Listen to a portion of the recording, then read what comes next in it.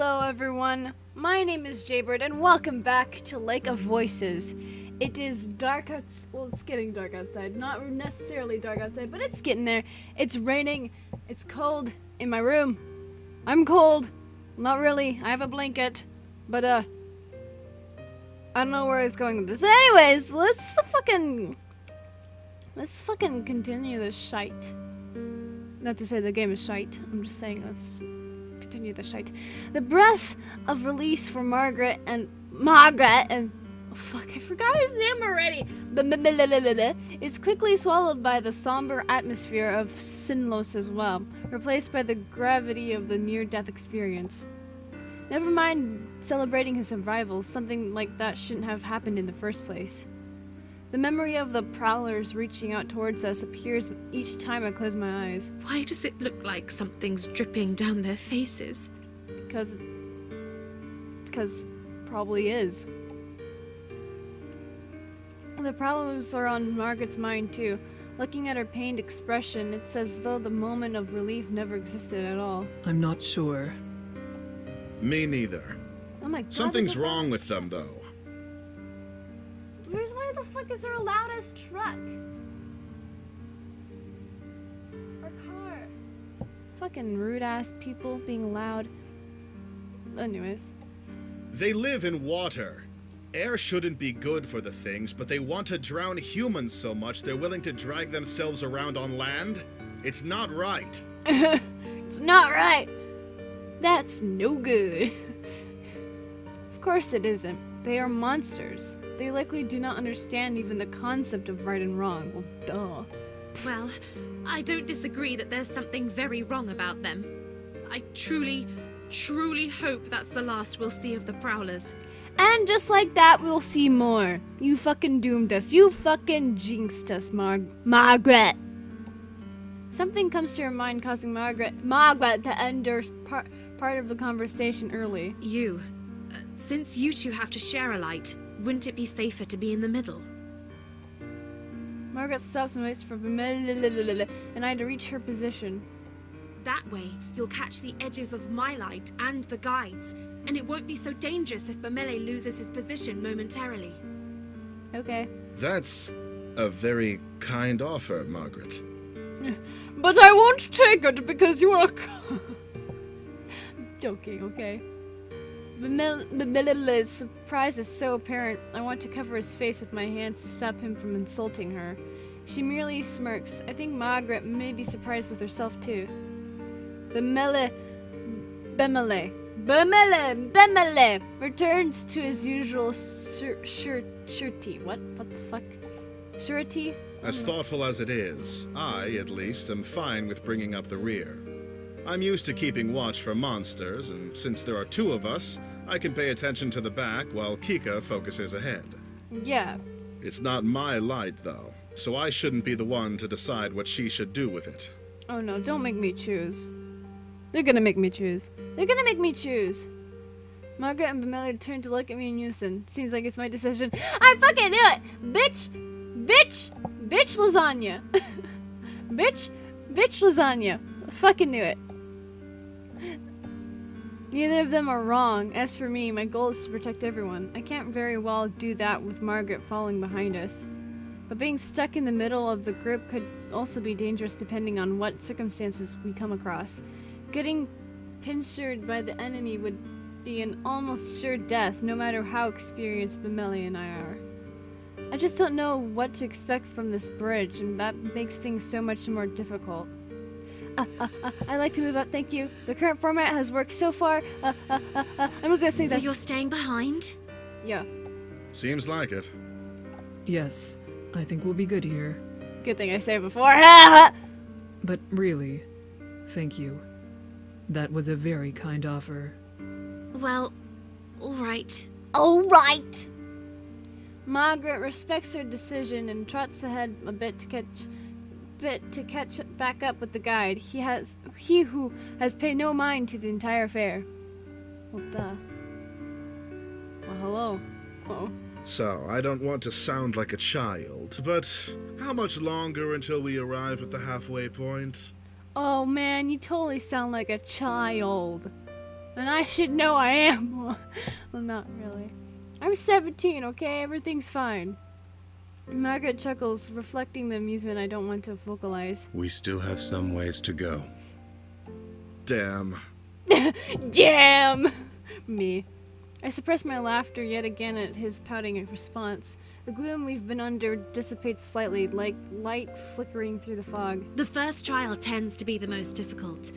I believe we will only react better from this point on. Yep. I like the way you think. I like the way you think! Okay. Then a gleam enters Bemele's eyes, and he grins. I think Kika deserves a round of applause. Her quick reflexes are owed the utmost appreciation.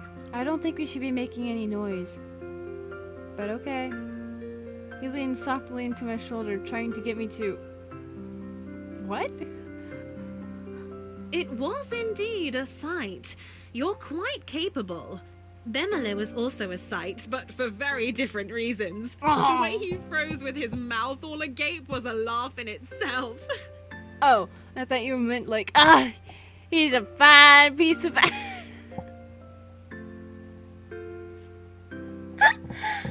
I want to kill myself. Damn.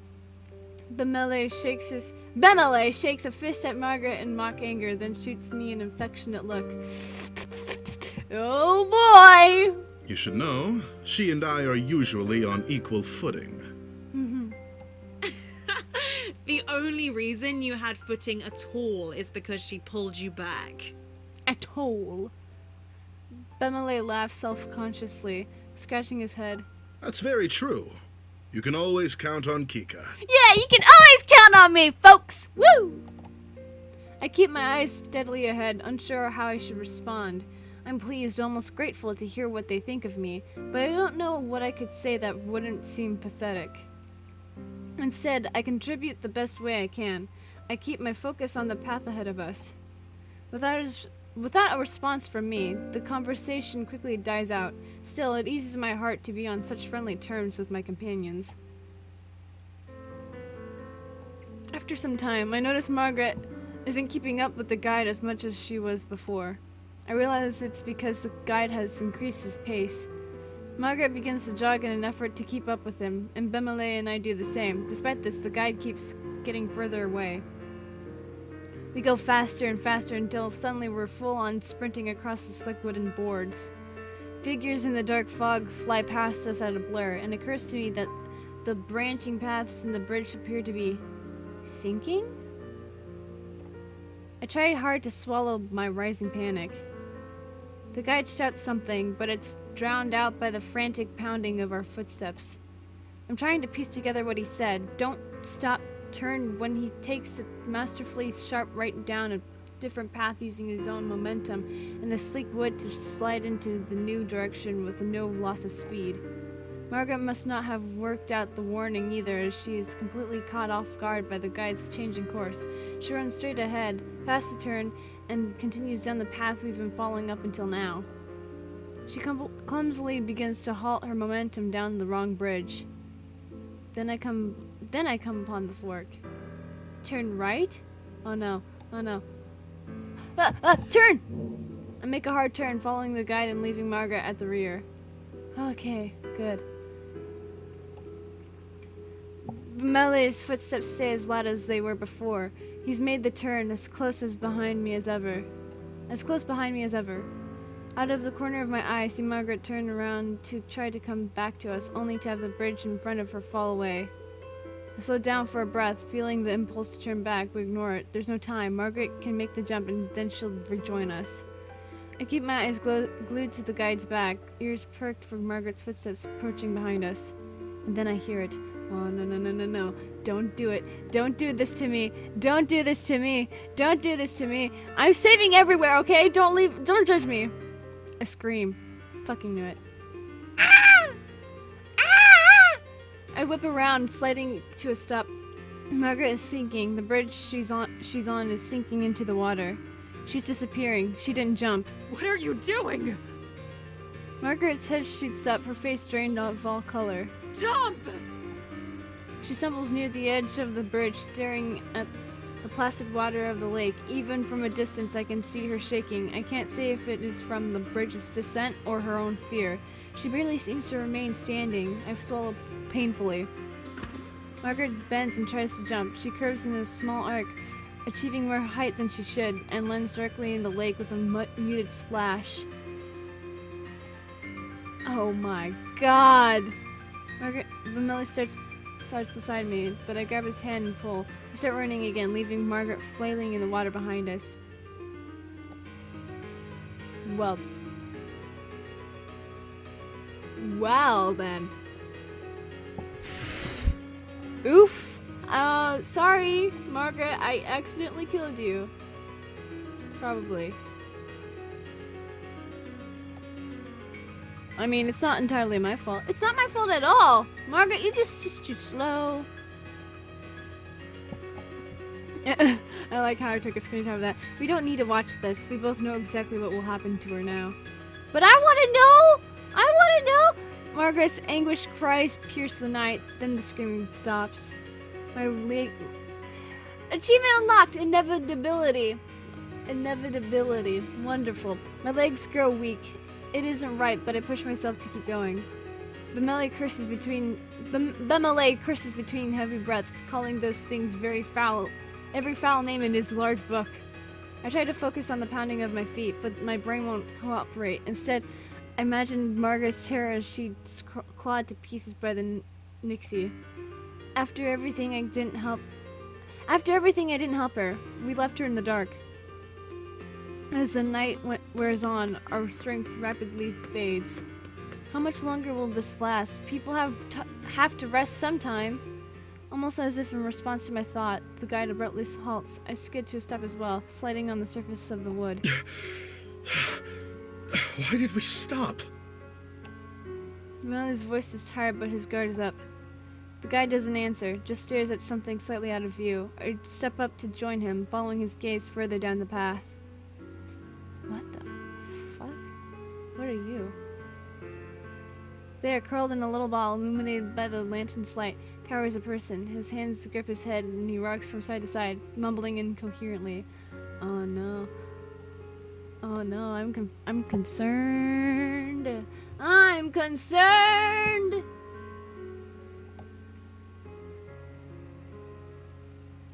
Oh, I'm getting chills. It's too cold in my fucking room, okay? Give me a break. I'm not actually scared. Like, duh. It's a man. No, it's a woman. How dare you? How dare you? How dare you assume it's gender? I'm just kidding. I'm joking. I'm sorry. I'm sorry. I'm sorry. I couldn't. I just couldn't. Please. I'm sorry. You are forgiven, my child. No. What are you apologizing for? Are you kidding me? Fuck off, you fucking notifications. Fuck off. I'm sorry about that. I hope, you guys probably heard that. I'm sorry. I'm struck with an array of questions. What is going on? Why would he wander out onto these bridges on his own? Did he make it this far by himself? Were there others with him? If that's somehow the case, I can't blame him for the state of shock he's in. The man stops mumbling. He glances above him, seemingly only just now having the strength to lift his head. His expression, the deepest sadness, along with the clear markings of terror, are scrawled across his face. I stare at him in shock, not sure what to do. Leave him. Oh. I sent my eyes away from the man and instead to the guide's cold, implacable face. I don't know. Implacable face. I don't know what the fuck that means. No! We can't just leave him here. Without light, it's certain he'll die. Maybe he's better off dead, Bemele! He won't make it regardless. Yeah. The guide turns to look at us, his eyes seeming to glow from the closeness of his lantern. For the first time, I feel uncomfortable in his presence. Whoever shelters him will only risk dragging themselves down with him. Leave him. Okay, you make a fair point. I glance at my partner. Bemele is outraged. I'm trying to think of some kind of compromise when the guide speaks again, his voice cutting. If the man comes, then whoever is shielding him will have to remain at a distance from the rest of the group. Far enough that you can't see me, just my light. That is how you will travel across the bridges. Yeah, I'm not doing that. I didn't agree to lead this man, and I won't. If you ask me to, I will leave you all behind. Yeah, let's not do that. Adrenaline surges through my veins and I tense up. It's a painful reminder that the guide isn't here to save our lives, but merely to show us the way. We're on our own. Bemele and I frantically share more looks between each other, trying to communicate without words. Neither of us have a desire to speak and be the first to make a choice. Yeah, that's why I'm gonna say yes. Oh, look at this poor boy. The man is standing now, though still hunched with his arms wrapped around himself as if expecting a blow. He stares at the ground rather than at us. Because of this, I'm having trouble reading his face. What exactly happened to him? Are you well, stranger? Do you know where you are and why you're here? He glances up, not at me, but towards me, his eyes resting somewhere near my collarbone. Excuse me? I'm fine. You all can go on your way. Forget you even saw me here. Alright, will do. That's absurd. You have no way to defend yourself. We can't leave you. Why are they all grabbing each other's, like, shoulders and shit? Like, what? Do guys normally do this? Do they always, like... Look, I'm joking, but, like, why? Yes, I'm sure in your eyes I might not seem like much, but that's not exactly a fair shake. Oh, yeah. Forgot that was an expression for a moment. Maybe in a perfect world, every man would be as large as you. But that's not how things always go. Doesn't mean I'm defenseless. Every man would be as large as you. I feel like that's a double entendre there. The man's response is mendeering. The words themselves mean deering. Mendeering, I don't know. Mendeering, the words themselves seem to be in good jest, but he's still barely looking at us, fidgeting with his hands. Bemele frowns, unimpressed. It was a joke. It was a joke.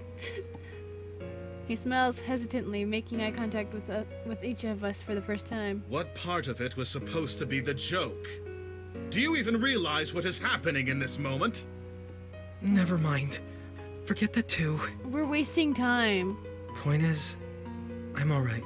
You don't seem alright, but okay, if you say so. You have found yourself out alone and unlit on Sinlos. Exactly. Something must be wrong with you. Yeah, what's wrong with you? Getting lost.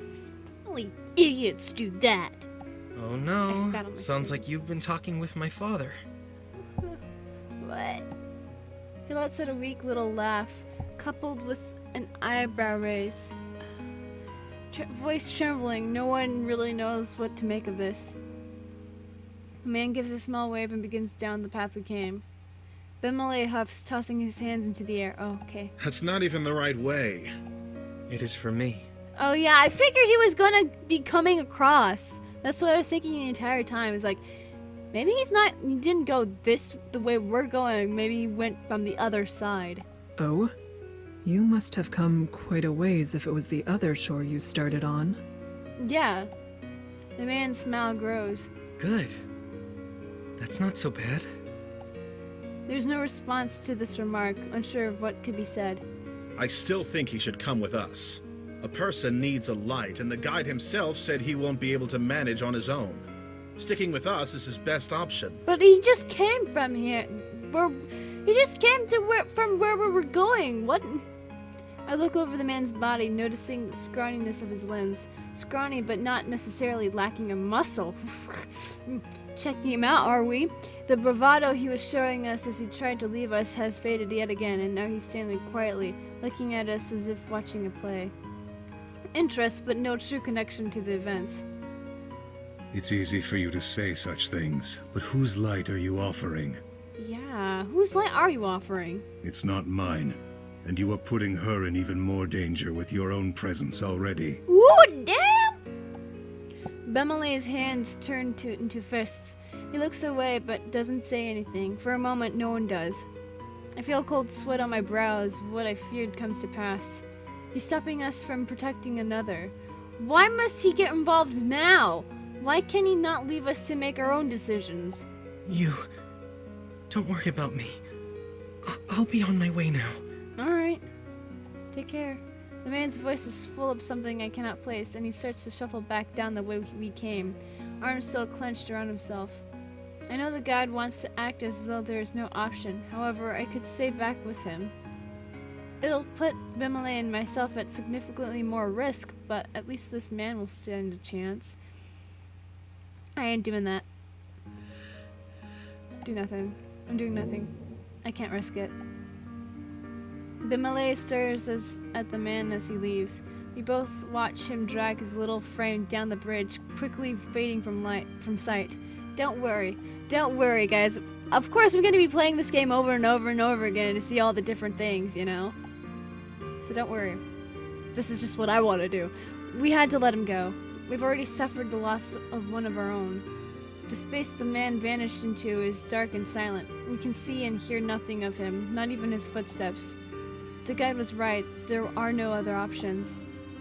Well, that is what I have to believe. We need to get through this somehow, and being weighed down with guilt will only distract us. The guide starts moving again at a quick pace.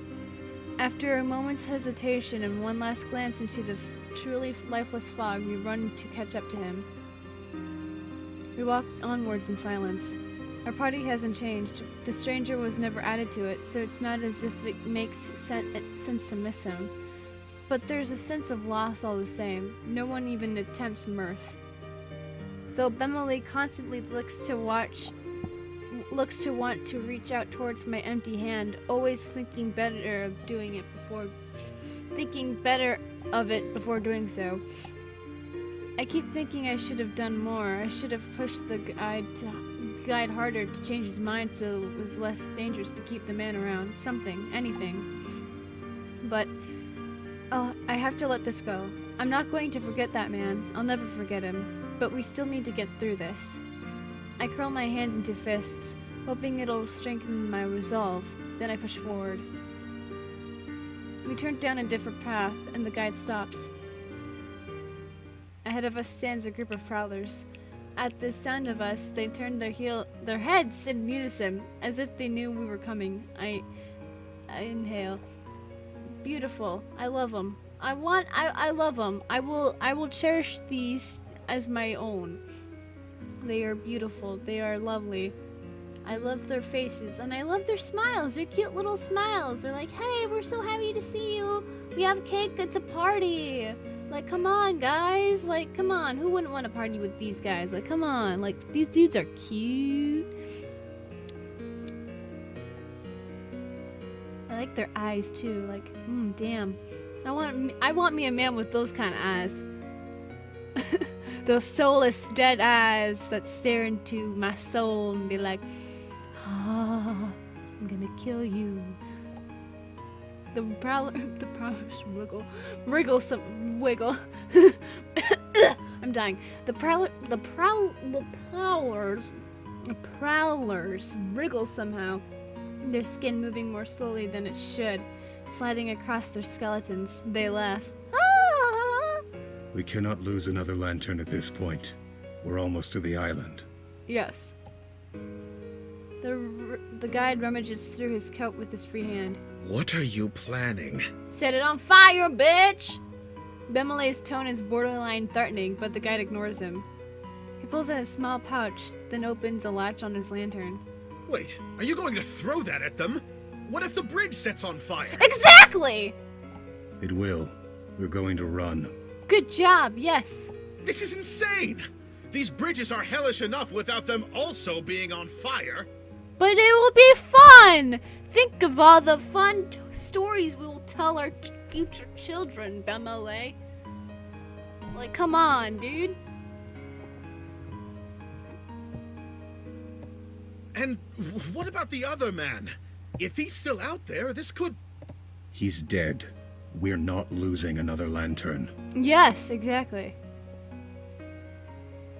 He says it with such detached certainty. It's as if he saw it happen himself. No one argues with him.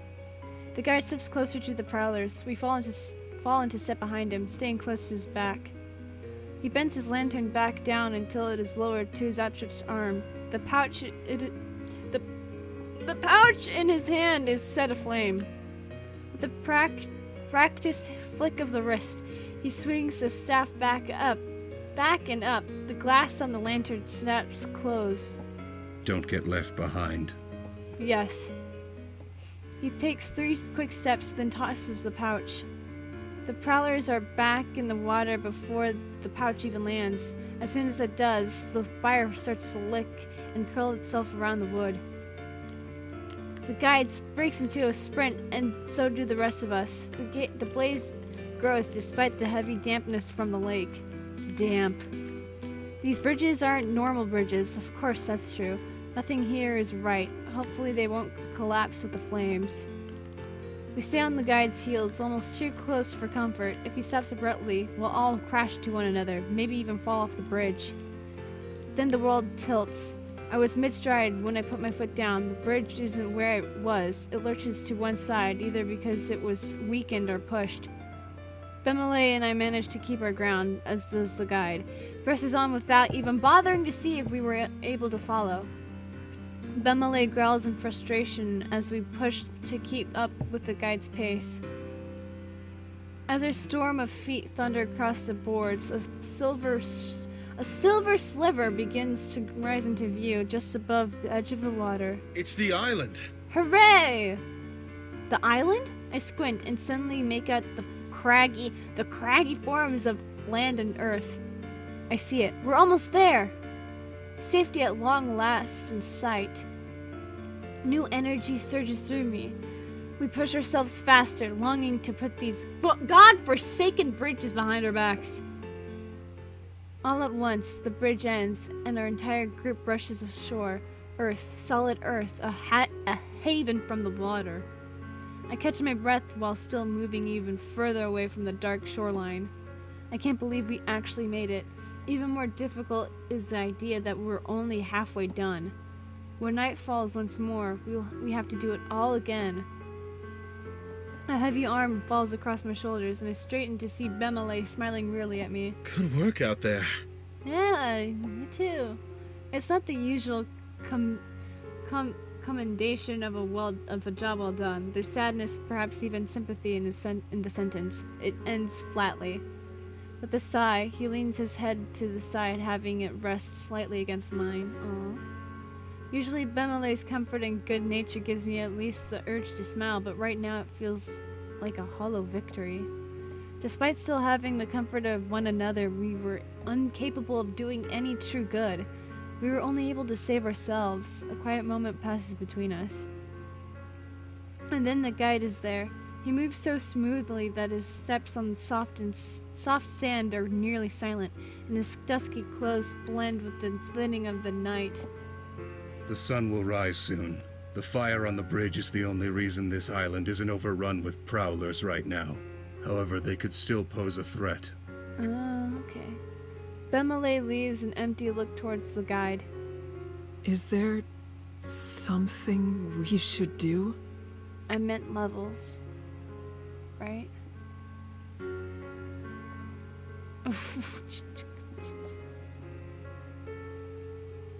What? Oh. Levels, yeah, it's levels. Come. The guide takes us to an area a bit further inland, but not too far from the water. Trees partially obscure our location, and there's enough room to watch the coast in case prowlers start to emerge from the water.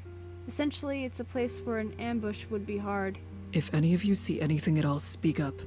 We don't want them to sneak up on us. Yes. Almost automatically, each member of the group turns to a different direction. As the sky continues to fade from pale purple to a muted blue, the waters stay silent. For the first time, nothing happens.